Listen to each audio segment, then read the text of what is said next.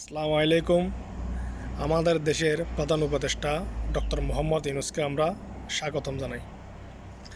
আমাদের দেশটা এখন বর্তমানে যেভাবে এগিয়ে যেতেছে এরকম গেলে কিন্তু আমাদের গরিব দুঃখী মানুষরা আর কোনো কষ্ট হবে না আশা করি।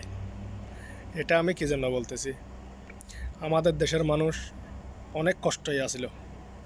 এখন বর্তমানে আপনার জিনিসপাতির দামও মোটামুটি কম আছে। পেঁয়াজের দাম, আলুর দাম, সবজির দাম মোটামুটি কম আছে, এখন নিয়ন্ত্রণের মধ্যে আছে। অবশ্যই সবাই খেয়ে দিয়ে বাঁচতে পারবে। আর একটা কথা হচ্ছে যে আমাদের দেশের ডক্টর মোহাম্মদ ইউনূস, দেখছেন তো আপনারা সবাই ভিডিওর মধ্যে হয়তো দেখতেছেন, চায়নার মধ্যে গেছে কিন্তু অনেক সম্মান করছে।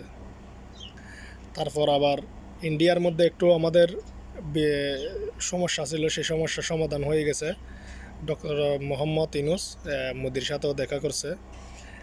তিস্তা নদীর কথা কেউ বলার সাহস পায়নি বাংলাদেশে, কিন্তু ডক্টর মোহাম্মদ ইউনূস তিস্তা নদীর কথা এটা বলে আসছে, পানির কথা বলে আসছে, খাবার দাবারের কথা তারা করে আসছে, সমাধান করে আসছে। কিন্তু আমাদের দেশ যেটা পার্শ্ববর্তী দেশ, এটার সাথে কিন্তু মিল থাকতে হবে। মিল না থাকলে কিন্তু দেশ চলা সম্ভব, কিন্তু একটু কষ্ট হবে আর কি।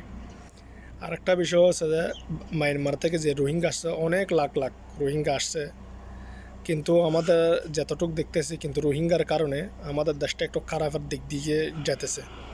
রোহিঙ্গারা অনেক রকম ব্যবসা করতেছে, অবৈধ ব্যবসা করতেছে, অস্ত্র ব্যবসা করতেছে, এই করতেছে সে করতেছে, মানুষকে মারতেছে, কাটতেছে। তো আমাদের দেশের মধ্যে কিন্তু এগুলা যদি সমাধান করতে চায় তাইলে এগুলাকে মায়ানমারে ফেরত পাঠাতে হবে। কিন্তু ডক্টর মোহাম্মদ ইউনূস তাদের দেশের প্রধানমন্ত্রীর সাথে কথা বলে 1,70,000 মানুষ এখন বর্তমানে ফেরত পাঠাবে মায়ানমারে।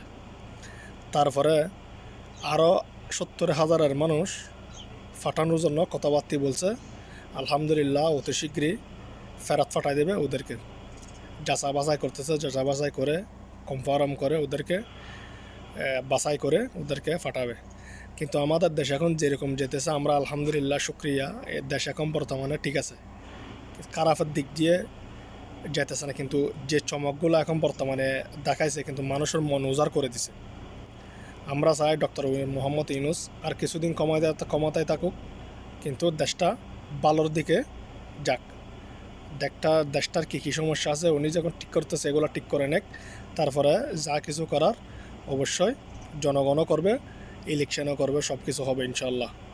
তো সবাই অবশ্যই তার জন্য দোয়া করবেন, আমাদের জন্য দোয়া। আমাদের বাংলাদেশ যাতে যে সমস্যাগুলো সমাধান হয়ে যায়, বাংলাদেশের মধ্যে গ্রুপ দিকে মানুষ না খেয়ে যাতে মরে, দাম যাতে কম থাকে, প্রবাসীরাও রিমিটেন্স পাঠাবেন, দেশ যাতে উন্নতির দিকে যায়।